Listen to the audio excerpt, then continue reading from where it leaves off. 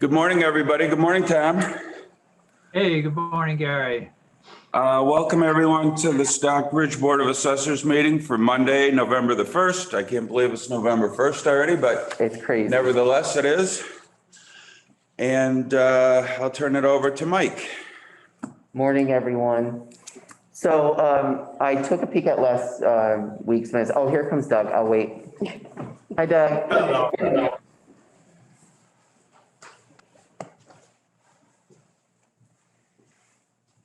Oh, Tom's there. So the carryovers from the last meeting that we had are basically what's on the list, other than the things that were signed in executive session for the motor vehicle and the CL1 forms.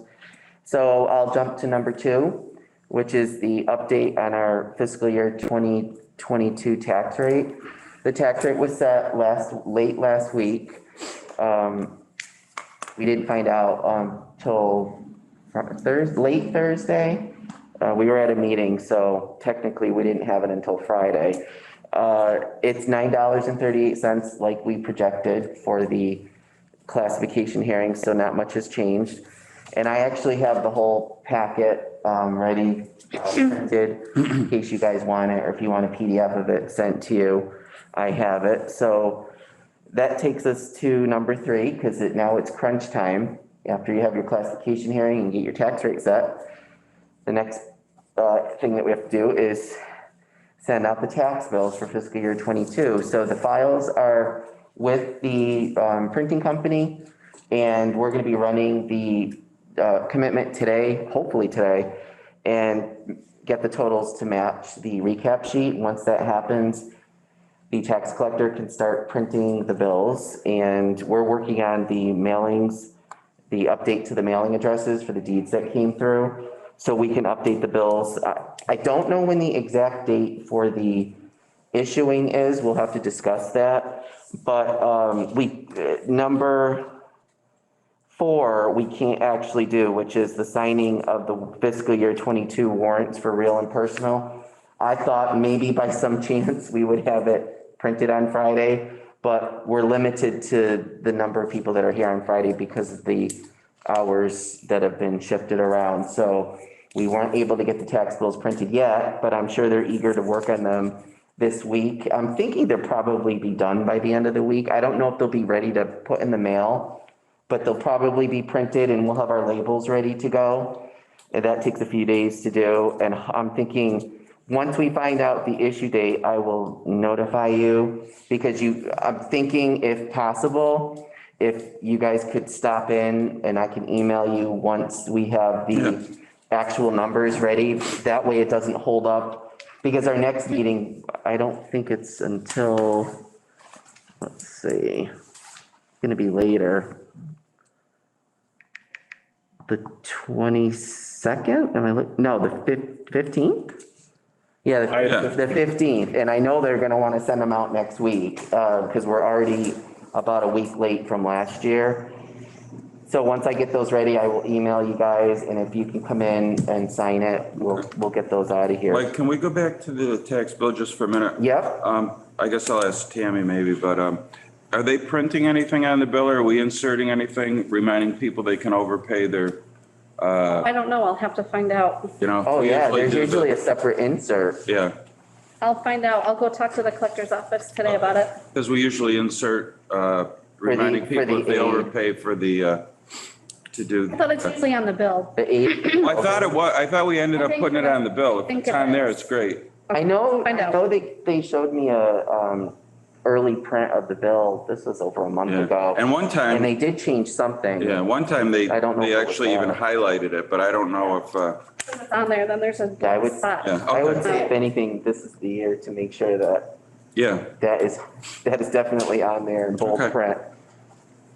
So we'll get going on those. I have the lien ready for the chapter for Mr. Lambert, chapter 61B for fiscal year 23 that has to be filed by the end of the year.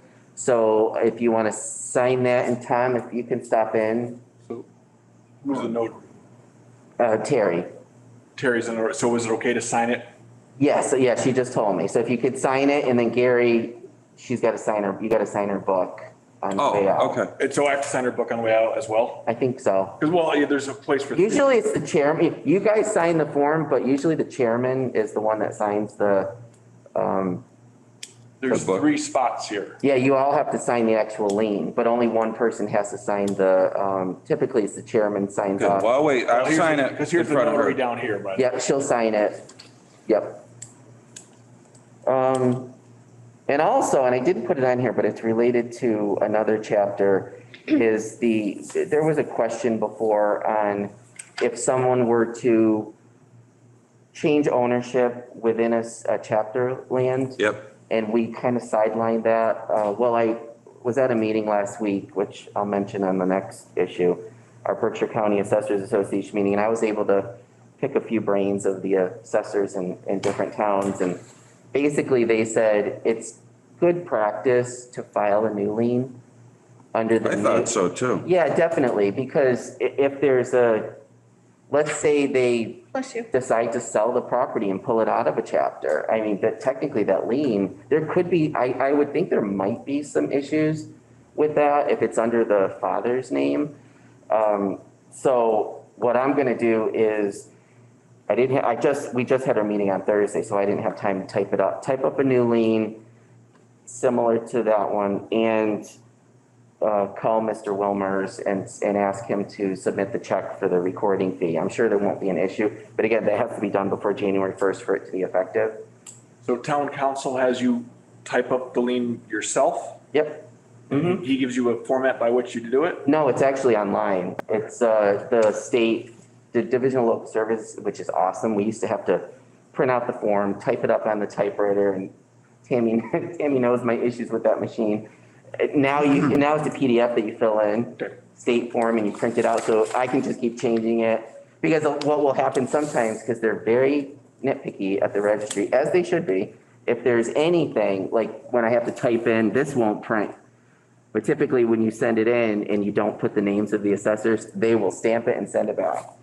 And even with the town seal, you've got to have the town seal on it. So there's all these rules and regulations, but again, it is a very important document. It is a lien on the property. So and the book and page is checked there and the location and everything. So, but it's wonderful that all those forms are now on the DLS website for us to go in and edit. So while we're on the chapter land, after the last meeting, I dropped off a form. Yes. So that needs to be signed as well? Yeah, I had thought, because Tammy's not here on Fridays, but we got number 8, there's no need to send out reminders because for the first time ever, we have them all back. Okay. Which is great. But at our next meeting, there's a few more that will go into executive session for you guys to sign. Then we'll be done. Those will be all set to go, which is awesome that we don't have to send any reminders. So we had our meeting, the regional or the Berkshire County Assessors meeting last week, our first one that we were actually able to have in-house meeting, and it was at Zucchini's, and there was a decent crowd. I mean, for, still being in a pandemic, kind of. We got to meet the new Bureau of Local Assessment chief who took over for Joanne Graziano, and he seems really nice. And the topic was statutory exemptions, which was put on by one of the assessors in Hampshire, Hamden County. And there was a presentation on solar. There's I have the IGR printed if you guys want to read it. There's a new exemption for certain solar fields and solar projects, of which what we have doesn't fit into what this is. But in going forward, if there is ever to be another solar project, we would have to pay attention to the solar exemption. There's a certain amount of power that you have to fit into how much you're generating in order to get this exemption. And again, it's a form that the Board of Assessors has to keep on hand. We would be in charge of the exemption. And I initially saw the IGR come through and I thought it was about individual homes that have solar on them. These are for commercial entities, sort of like what we have under a pilot. but we're already under a pilot, so that one is in place. This is going forward for starting in fiscal year 23. So as of January 1st, that new thing it's chapter 45. And it does explain solar a lot better because it was very vague from the DOR. They still don't get into how you bill these things. We have to figure that on our own. But it does explain exactly what we're supposed to be listing and what we're not supposed to be listing. So we talked about that there. A lot of places actually still don't have solar. So there were people there that, really weren't, understanding what was happening or what was going on. So they did do a good checkup, I guess, on solar. The only thing we might have to look at is we have that one pilot at the former landfill, and we have a pilot on that one in which they pay a personal property bill and a real estate bill. We are in reval next year, and there might be the possibility that our field rep, first, he will be looking at the payment agreement, and they may be questioning the market value on that, so we may have to revisit. I don't necessarily think it's going to change we are in agreement with the company that they're set to pay a certain amount for a 20-year period. So that probably won't change, but the valuation method, they're going to take a closer look at, and that might be a revision. I think the end result's still going to be the same. But again, revals are different. They make you prove everything that we do, which we should be doing. But there might be some focus on the solar going forward. So that's the only commercial solar we have in town.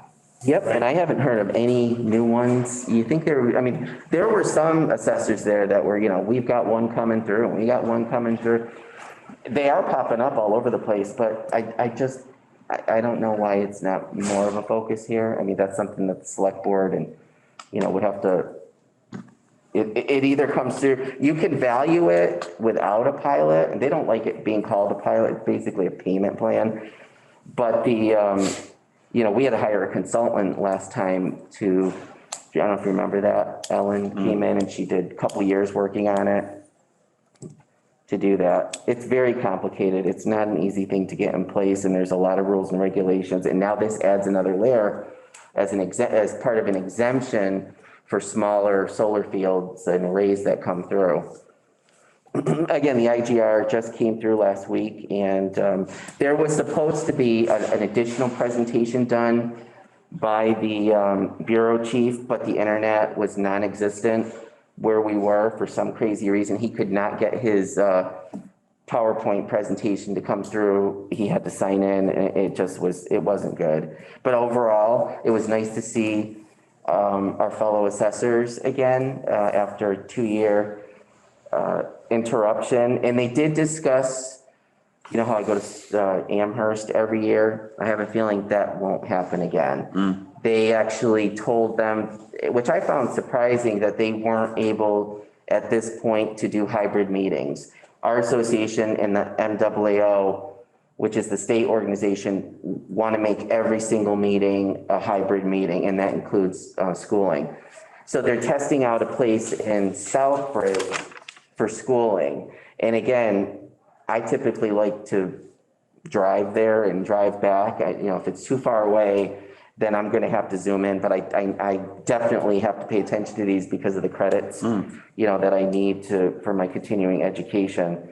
But they said it was a great facility that they had in place, and the spring meeting, of which I zoomed in and I didn't actually attend, was very successful. They had a good crowd. So again, I think things are starting to change a little. We're starting to have, our association is very strong, and the education committee, the MAAO education committee, who's looking for volunteers. There's a whole bunch of positions that are available for assessors to help out with. I'm considering possibly being on the nominating committee. They need someone for that.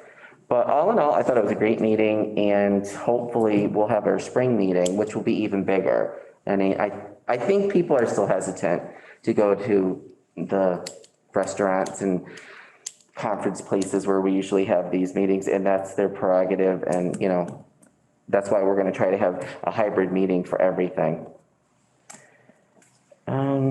again, we don't have to do the CL1 reminders. And I did include I didn't know if there was an update, Tom, on the exemption pilot. Well, I've been reworking the questionnaire and getting back in touch with people, and I'll be distributing the new questionnaire first to Gary and to Jay, and then Peter and then Strauss, and then I'll send it out this week. And following up the questionnaire with personal interviews with the non-for-profits, and hopefully we'll have a public meeting sometime in about 3 weeks for further comments. Okay. All right. I think that's it. I mean, our next meeting is the 15th going to be okay? Okay, so at that point, Tammy will be sending out the exemptions forms. And you don't usually send out the aid for the elderly forms until next year, right? Right. Okay, because February. there's been a couple people that called wanting to know when those are issued. And hopefully we'll be in the same time frame for. So again, they are issued after the first of the year, so everybody must pay their full first 6-month assessment, and then any credit. Yeah, on your yes. Yeah. Then any credits will be available on the second half of the bill. Right. They either yeah. have to pay it in full or be on a payment plan with the collector. And the statutory exemptions, which are the elderly, the exemptions for blind, the veterans exemptions, we will send those forms out with the tax bills when they go out. And the applicants have until April 1st of next year to return those. But I would say to return them as quickly as possible. That way the board can actually sign off, vote on those, and we can apply it, at least half of it to your first half bill. Yeah. You know, just thinking about that, because it just reminds me of Gene Talbot, because I know that he just passed away, and I just would like to say, I guess, because I have the opportunity, is that it's a sad day that, you know, he passed away. I liked serving on the planning board with him, and he was a good citizen, and he was a great servant to the town. So I just like to acknowledge his passing and thank him for his years of service to the town of Stockbridge. Absolutely, and I can add to that. Gene was a select board member as well as Tom, who hired me many, many years ago. So I had a great relationship with him as well, and he will be sorely missed. Yeah, it was a privilege for me to serve on the Board of Selectmen. And fortunately, I've been able to visit him a couple of times within the last couple of years. Last time was not too long ago, maybe 2 or 3 months ago, and he just seemed really at peace with himself, and it was lovely to see him, and he'll certainly be missed. Absolutely. So I guess just on that note, I would entertain a motion to adjourn. So moved. Second? All those in favor? Aye. Aye. Thank Tom? you. Thank you all. Thanks, Tom.